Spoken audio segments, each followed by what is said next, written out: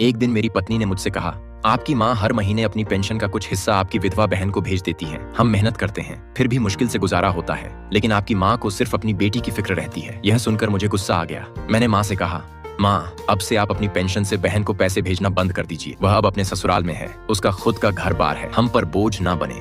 माँ कुछ नहीं बोली, बस चुपचाप मेरे सामने से चली गई। कुछ महीनों बाद मेरा व्यापार बुरी तरह डूब गया, कर्ज बढ़ता गया और मकान तक बेचने की नौबत आ गई। एक रात मैं घर के आंगन में सिर पकड़े बैठा था कि माँ मेरे पास आई।